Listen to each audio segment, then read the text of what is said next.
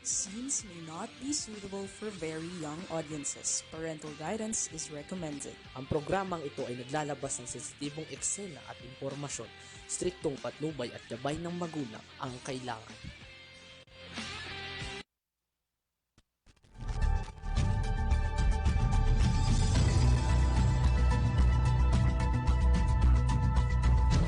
Okay, isang magandang umaga po sa ating lahat. Ito na naman po ang inyong kakampi dito sa ating balitang halian. Ako po ang inyong lingkod, Fe Nicodemus, para sa ating balitang halian.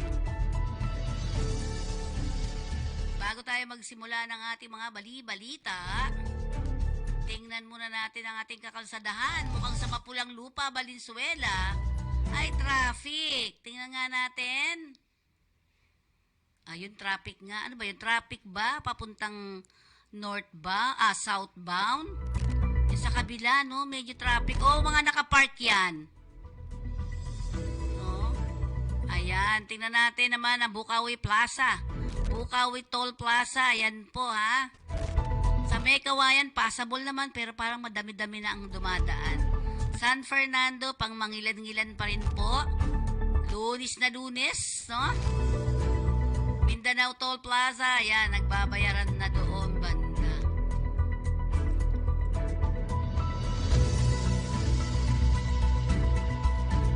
Okay, tumuna tayo sa ating balitang halian.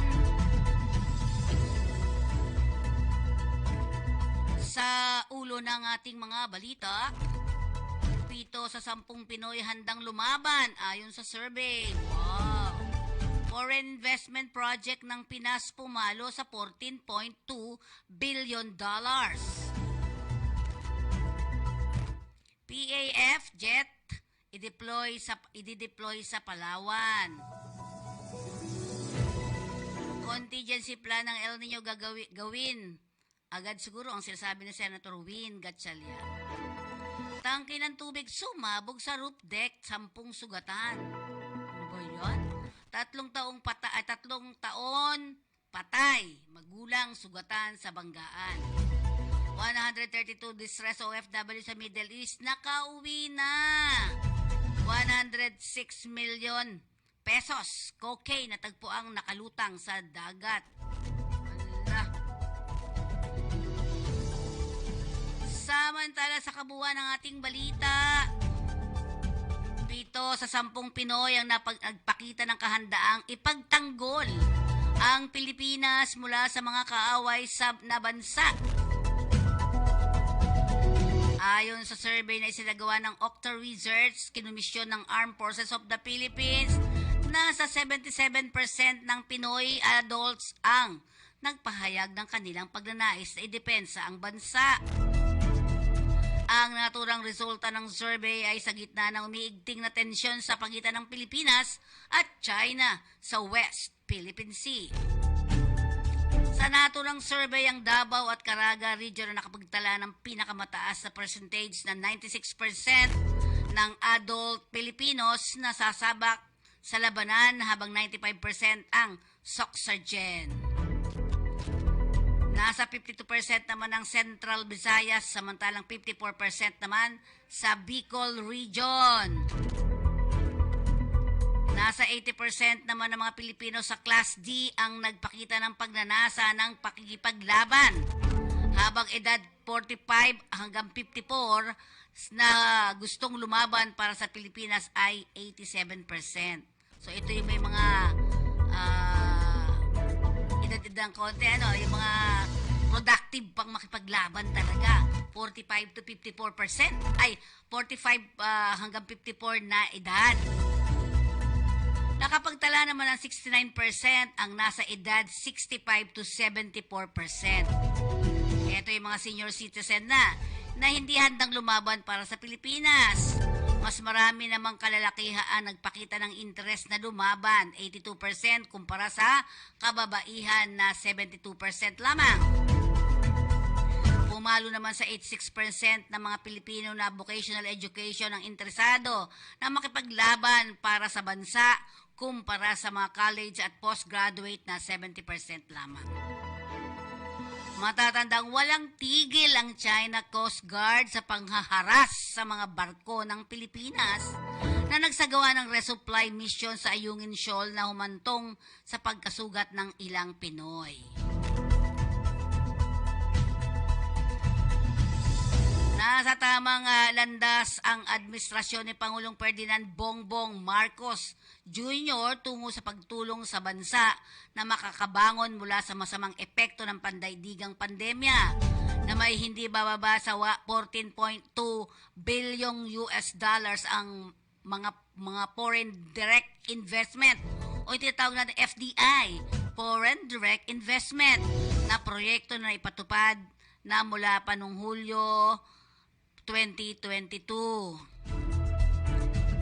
Ibinatay din ng speaker na siya na ring presidente nagaharing Lakas Christian Muslim at Democratic Party ang kanyang mga pahayag sa datos mula sa Board of Investment ng Department of Trade and Industry sa pangunguna ni Secretary Alfredo Pascual. Pwede na ba yan? Ngayon? Yan kay RTBM? Ngayon ba yan? Pwede? O, sige. Pakita natin ang RTBM. This year, we celebrate 70 years of diplomatic relations with Germany. That's a long time. So over time, the relations have evolved. It has expanded and strengthened. Apart from bilateral agreements, we now have joint consultation platforms on the political, economic, labor, and recently on climate issues. So these joint consultation platforms provide us a mechanism to discuss and build on existing relations that have spanned 70 years, as well as identify new areas of cooperation based on shared objectives. I think the key to any bilateral relation is mutual or shared interests and values. So that we have several with Germany that can complement each other. Commitment to a rules-based international order is one. Strengthening partnerships on climate issues, development cooperation is another. Labor also is another sector where Germany and the Philippines share the importance of this sector to the relation. Germany has always been supportive of the Philippines. In Mindanao, there are peace and development projects being undertaken and funded by the German government. On the issue of the West Philippine Sea, Germany has always been one of the first countries to call out aggressive actions and dangerous maneuvers and incidents in our seas. As I said, diversification strategy of Germany and how the Philippines can help German industries by supplying whatever materials or products they need. Germany is a powerhouse in terms of innovation, manufacturing, not just automobiles, but a lot of other products. So we can tap into that. Germany is also facing a labor shortage, so I'm sure the Chancellor and the President will also discuss how we can help each other. The Philippines, how to help Germany address that labor shortage, and for Germany to assure us that the workers we will be sending here will be treated fairly, provided all the benefits and rights they should enjoy, just like any other German national or other nationalities working in Germany. Climate and renewable energy will also be part of their discussion, since this is another issue very important for both the Philippines and Germany. This is working visit that's business focused. So a big part of the President's program is business oriented. He will address the German business community and inform them of all of the reforms that the administration has undertaken to attract foreign investments into the country. This is the first it's a visit of the Philippine President after 10 years since the last visit. So the Filipinos living and working here in Germany, of course, look forward to it. We have over 35,000 Filipinos in Germany.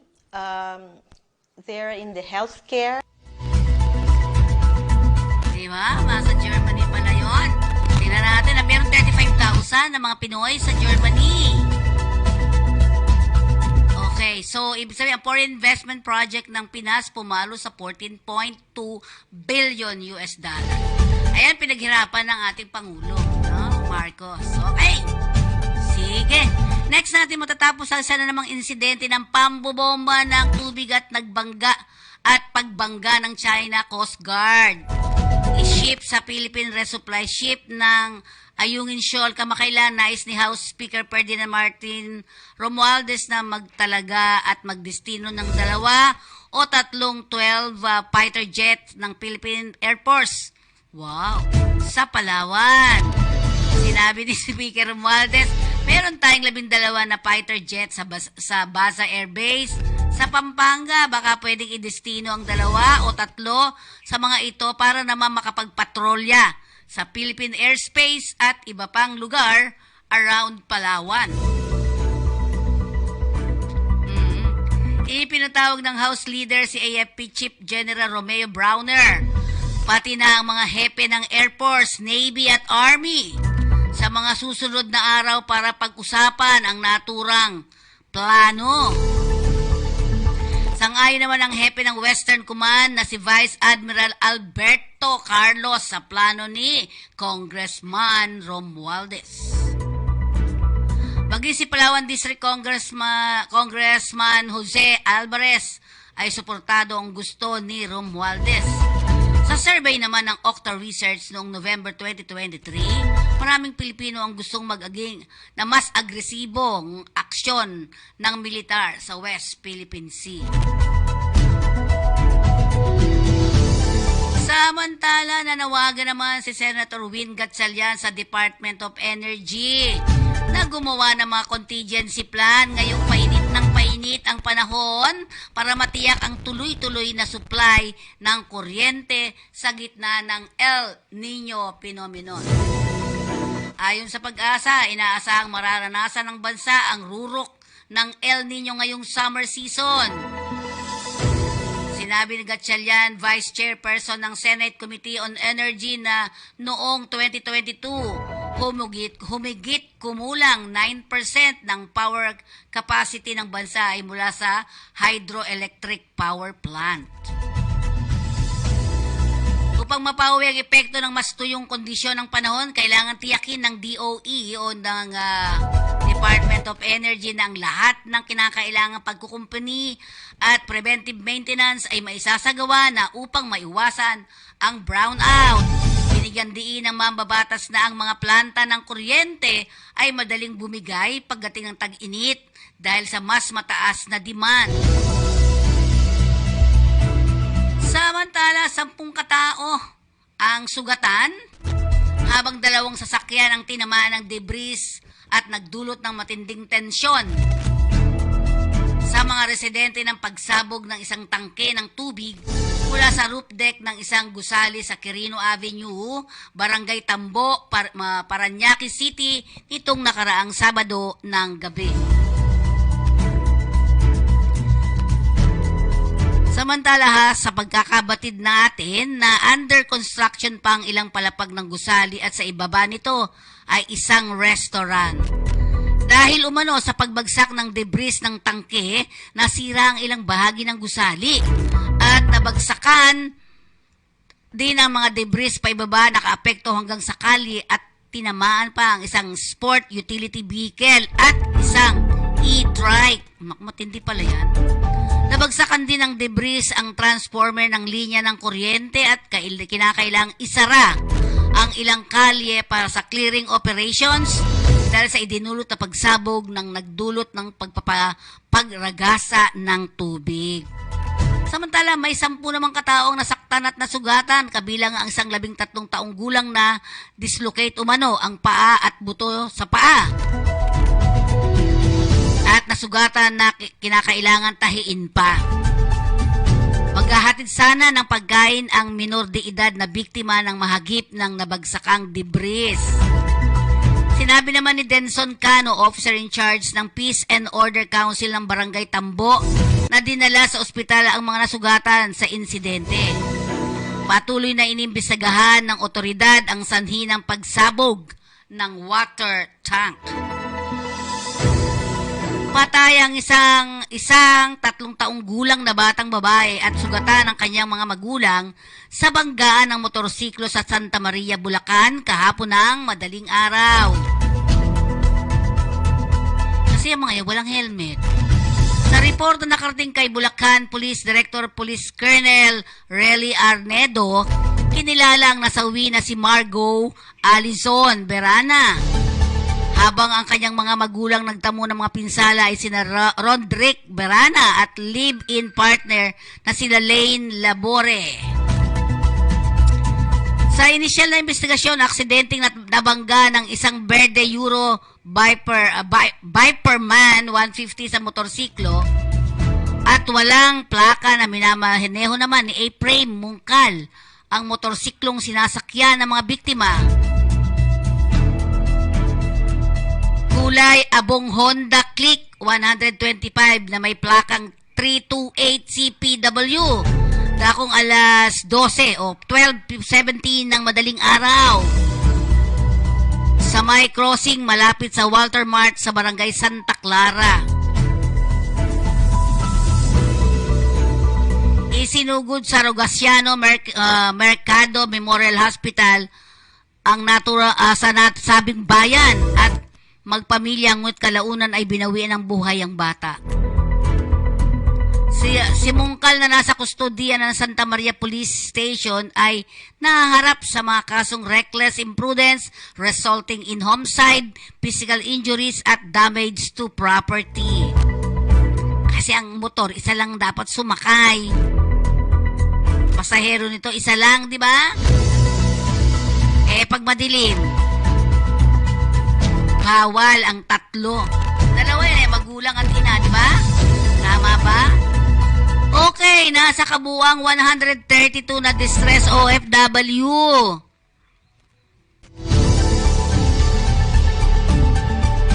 Ang pawang mula sa Middle East, ang ligtas na nakauwi sa bansa nitong weekend. Ang mga naturang OFW ay dumating sa Ninoy Aquino International Airport, Terminal 3, Lula ng Gulf Air Flight GP154 mula sa Bahrain, Kabakanwa. Kaagad naman silang sinalubong ng pinagkalooban ng kaukulang tulong ng opisyal ng Department of Migrant Workers. Kasama rin na sumalubong sa kanila ang iba't ibang Filipino resource workers gaya ng Bahay Kalinga sa Kuwait bilang bahagi ng Overseas Workers Welfare Administration Migrant Workers Office sa kapakipagtulungan ng Embahadang ng Pilipinas sa Kuwait. Thank you very much. Congrats! Bukod sa pagkain at mga OFW na dumating sa NAIA ay binigyan ng pamasahe pa uwi sa kanilang lalawigan, hotel o accommodation at tulong pinansyal. Okay, di ba?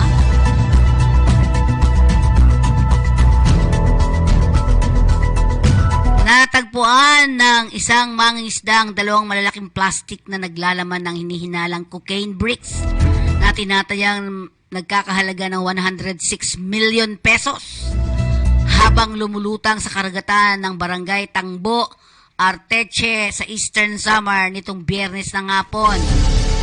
Ang mangingisdang si Samuel Dalimparas, 62 years old, ay agad na nakipag-ugnayan sa mga otoridad at inireport ang kontrabandong kaniyang natagpuan na lumulutang sa dagat na may cocaine bricks pala ang laman. Samantala nasa kustodiya na ng Eastern Samar Police Provincial Office, Provincial Drug Enforcement Unit ang nalambat na droga habang nagsasagawa naman ng qualitative examination ang Eastern Samar Police Provincial Forensic Unit upang makapagkumpirma kung tunay itong cocaine ang nakuwang lumulutang sa naturang dagat. Yan ang kabuuan ng ating mga balita sa ating balitang halian. Magpaalala muna tayo mula sa ating himpilan.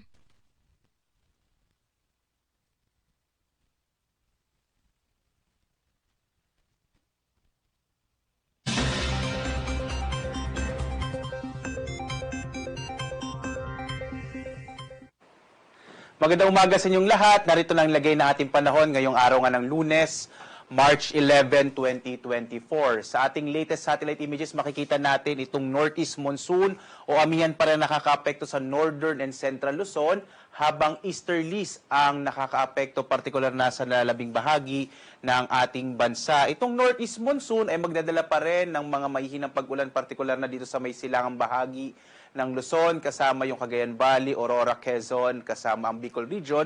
Sa nalalabing bahagi ating bansa, mga pulupulong pag-ulan, pagkilat pagkulog din ang mararanasan. Itong hanging amihan naman, inaasahan natin na magpapatuloy pa rin ngayong linggo at posible next week.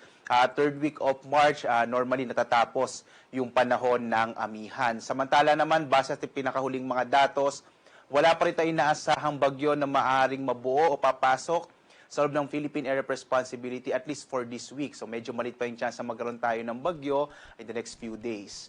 At narito naman ating inaasahang magiging lagay ng panahon dito sa Luzon.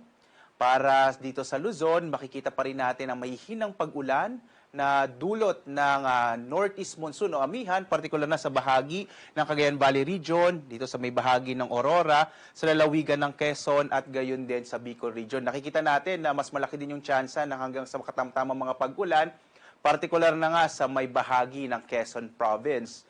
Sa nalalabing bahagi naman ng Luzon, inaasahan natin ang mga isolated o pulupulong mahihinang pag-ulan dahil pa rin yan sa epekto ng hanging amihan o northeast monsoon. Yung agwat nga ng temperatura natin sa Lawag nasa 22 to 32 degrees Celsius, sa Tuguegarao 21 to 29 degrees Celsius, sa Baguio 14 to 24 degrees Celsius, dito naman sa Kamaynilaan 23 to 32 degrees Celsius, sa bahagi ng Tagaytay ay 21 to 29 degrees Celsius, sa Legazpi dito sa Bicol nasa 23 to 30 degrees Celsius.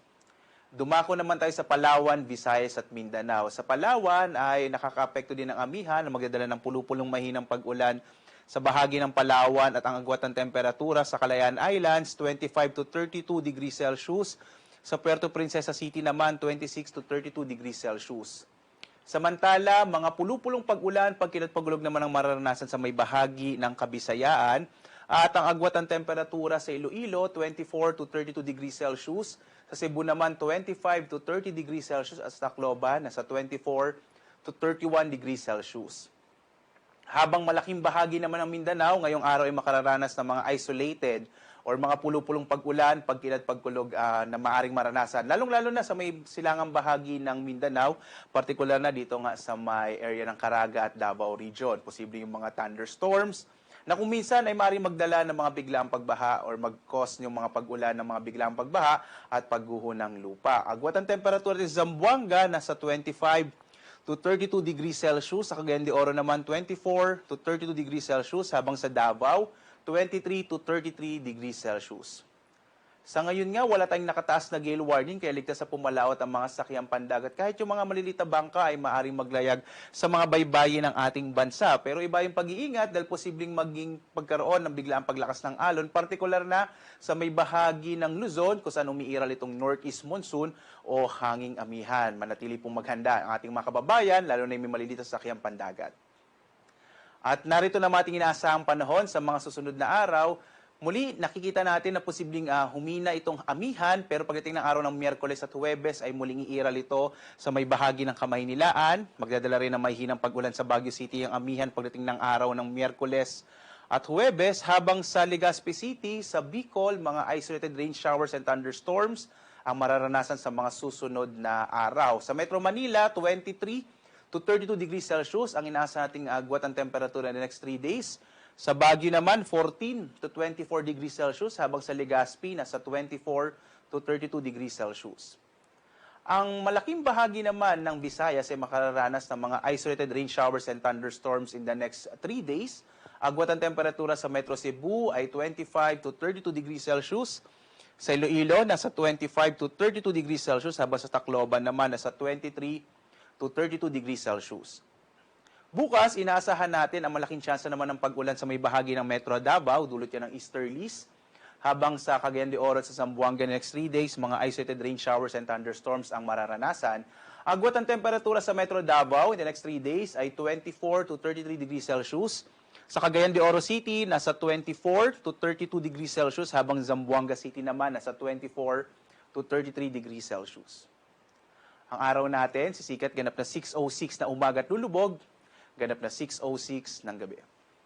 Sundan pa rin tayo sa ating iba't ibang mga social media platforms sa X, Facebook at YouTube. At para sa mas komprehensibo at mas marami pang impormasyon, maaari tayong bumisita sa ating website pag-asa.dost.gov.ph.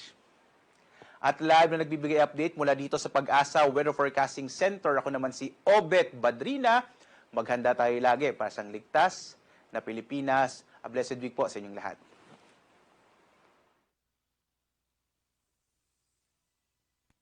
Okay. Ayan pa rin ang Mapulang Lupa, Valenzuela. Medyo ma-traffic na po, pero passable pa rin naman. At sa Balintawak Toll Plaza, yan na dumadagdag na. Bakasyon na ba? Hindi pa, di ba? At Mindanao Toll Plaza, medyo wala, di ba? Pero sa Bukawit Toll Plaza, ang northbound ay medyo sisikip-sikip na ng kaunti. Pero hindi pa yan talaga yung sa yan, mahal na araw, grabe. Natatandaan ko noon papunta kami ng Pangasinan, parang 7 oras kami Yeah. Ayan, maraming salamat sa lahat ng ating mga followers. Pinabati natin Mami Emma Dinicio Solis. Hello po, God bless din po sa inyo. Rodrick Season, ito lagi nanonood sa atin, ito si Rodrick Season. Hello po, you're from where, Rodrick? Hello, Sir Rodrick Season. Baka ito sa USD kaya? Okay, tayo ngayon dumako na sa ating mga trabaho. Trabaho patrol. Tandaan po niyo ang trabaho natin dito sa ating Kakampi Online ay walang placement fee po ito, ha? Okay, 50 factory workers. Interview date pala, meron na. Factory workers, 50 factory workers ang kinakailangan sa Hiwin, Taiwan. Hiwin, ano ba yung Hiwin na company? Nagpo-provide daw ng accommodation plus meals while on duty shift. Employer Hiwin Technologies Corporation. Ayun pala. Male, education, college graduate of engineering, courses related to industrial, electronics, information technology, electrical, mechanical, computer science, and information-related field is an advantage. 2 years vocational degree or at least 2 years of college-level education in the aforementioned field are also preferred. Works experience in machinery equipment, manufacturing is a plus. Hello, Miss Melanie Nicodemus.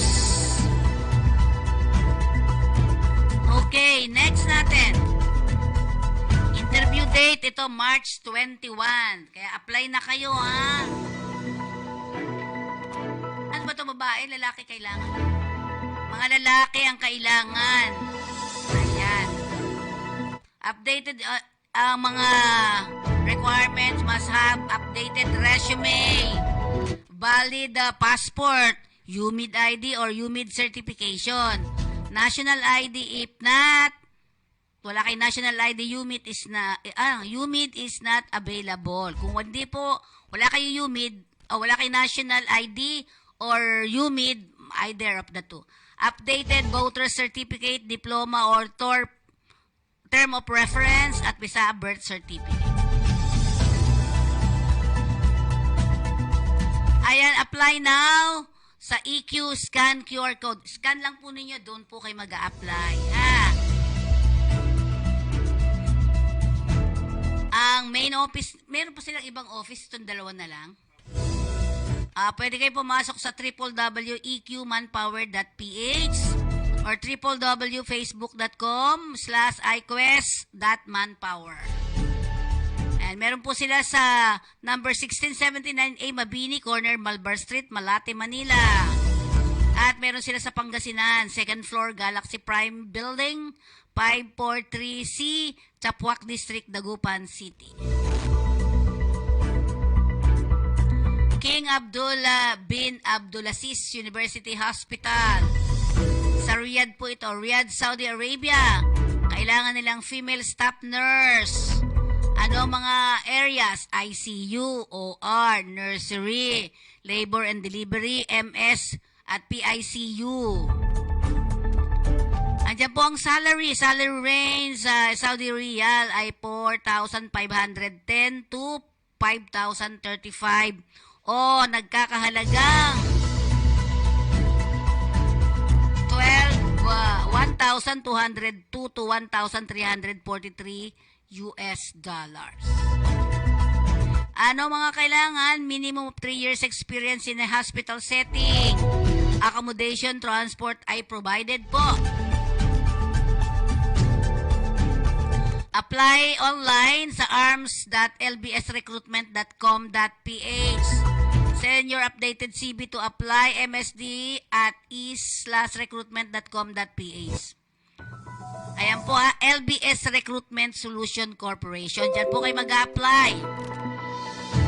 Ang LBS ay matatagpuan sa number 610 Gotchanco Building, TM Calao Street, corner MY, Orosa Street, Ermita, Manila.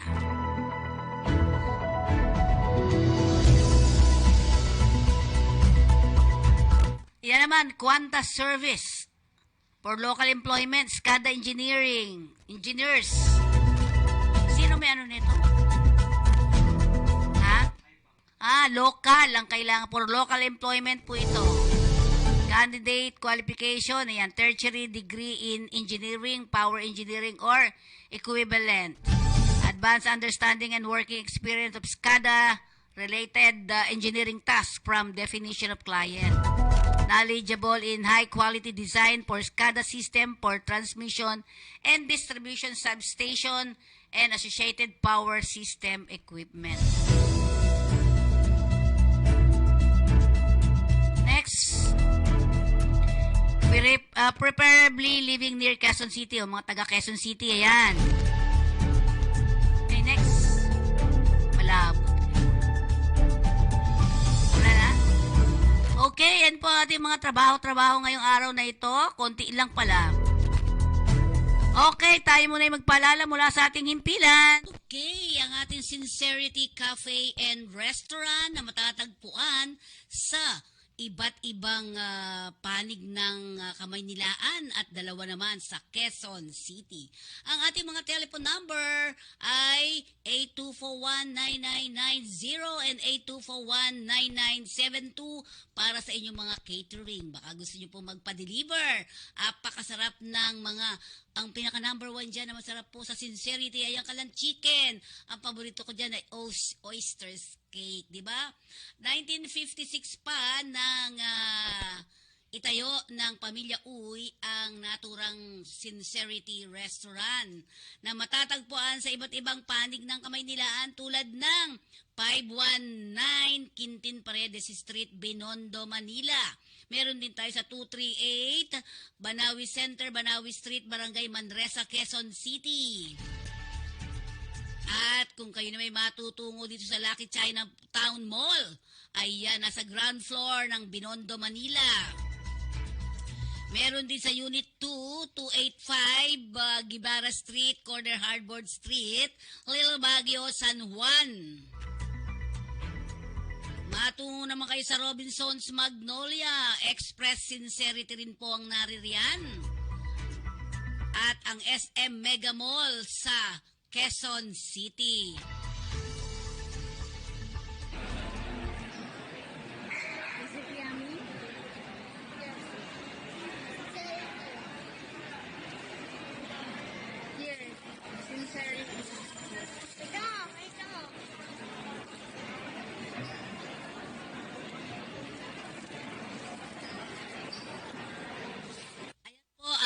Family Pack ang inyong absolute pure distilled drinking water.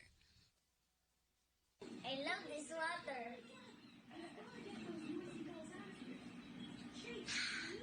Thirst quenching.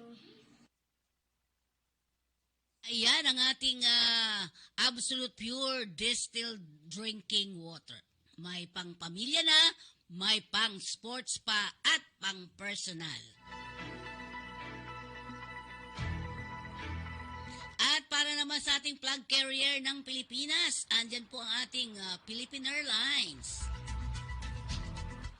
Ayan, gustong-gusto pong sakyan yan ang ating mga elderly kasi safe ka na, safe and sound sa pagsakay at pagbaba ng ating flag carrier. Walang iba kundi ang ating Philippine Airlines.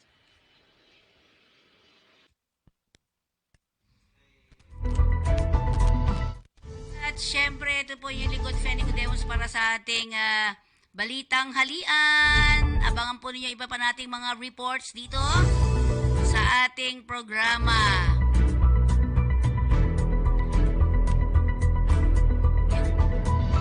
Tingnan natin naman ang ating mga karapatan. Karapatan bilang isang OFW.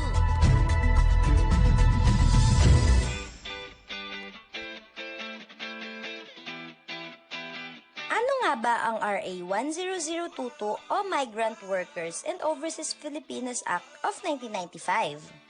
Ito ay batas na nakatuon sa proteksyon at pagsulong ng kapakanan ng ating mga kababayang OFW. Bakit nga ba mahalagang malaman ng bawat manggagawang OFW ang mga ito? Dahil ito ay makakatulong upang malaman ang mga karapatan bilang isang manggagawa tulad na lamang ng mga sumusunod. Pagbabawal sa paniningil sa mga manggagawa ng illegal recruitment fees at iba pang panggastos. Malayang paghahanap ng trabaho at paghahanap ng mapapasukang hanap buhay. Karapatan sa laban panghimasok sa pansariling pananahimik. Karapatan sa pamamahinga at paglilibang. Confidentiality at pangangalaga sa mga personal na datos at impormasyon ng manggagawa. Alamin ang iyong bansang pupuntahan at pagtatrabahuhan. Karapatan sa diskriminasyon, malayang pagpupulong at pagsama-sama. Kaya kung ikaw ay may katanungan at nais na ireklamo tungkol sa iyong karapatan, maaaring dumulog sa tanggapan ng ahensya sa mga sumusunod.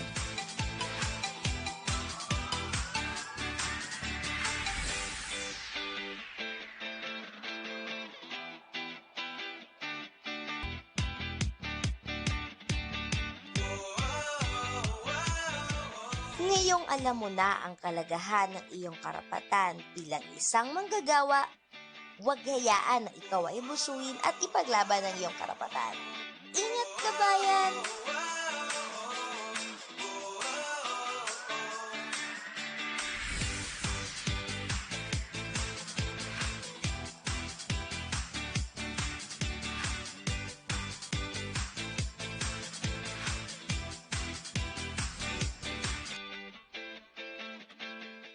Kumusta?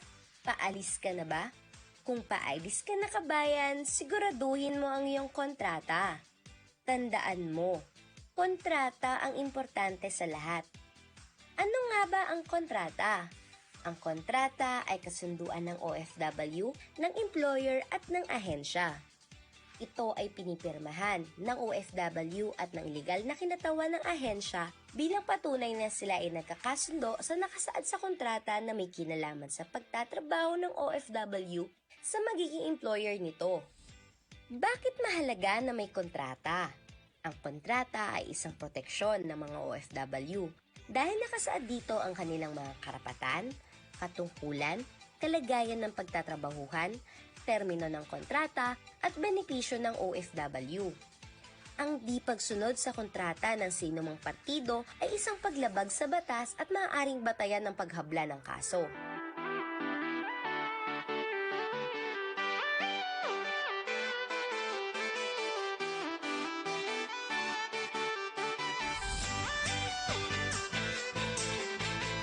O ano, kabayan? Handa ka na ba? Huwag kalimutan ang iyong kontrata, ha? Ingat!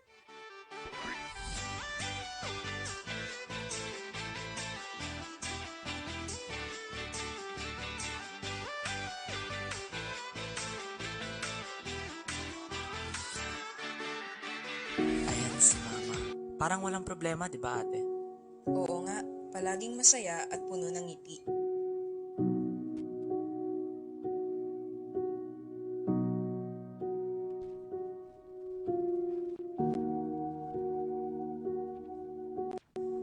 Pero ang hindi nila alam, Ay handa siyang gawin ng lahat.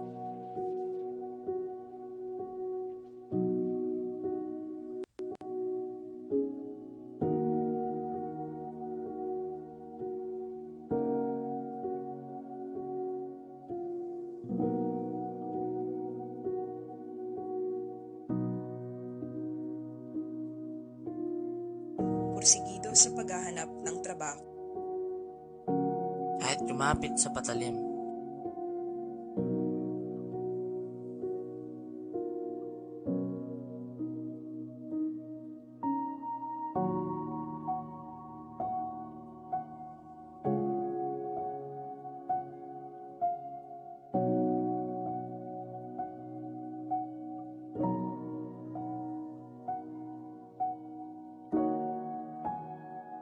Hanggang sa hindi na siya nakauwi.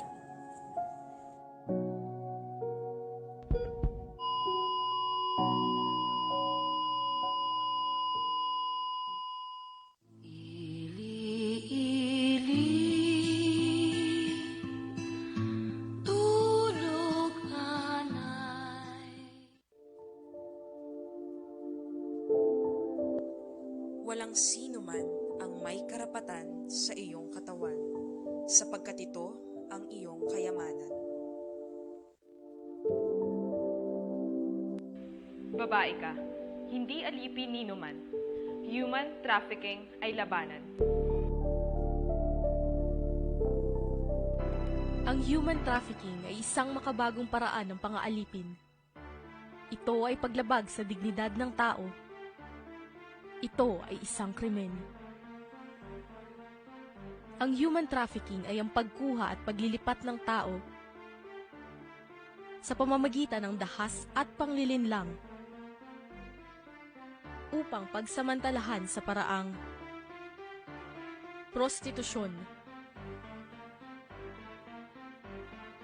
pornografiya at iba pang uri ng sexual na pananamantala, pang-aalipin o sapilitang paninilbihan, mail order bride o pag-aalok ng kasal sa isang dayuhan at ng Filipina na may kapalit na bayan, pagtanggal at pagbebenta ng mga bahagi ng katawan, pagkuha at paggamit ng bata para sa ilegal na gawain, kabilang ang pagsali sa mga armadong pakikibaka, o pag-aampon ng bata upang sila ay pagsamantalahan. Sama-sama nating labanan ng human trafficking. Laban kontra human trafficking ay laban nating lahat. Tumawag o mag-text sa 1343 Action Line o dumulog sa anumang ahensyang miyembro ng Interagency Council Against Trafficking.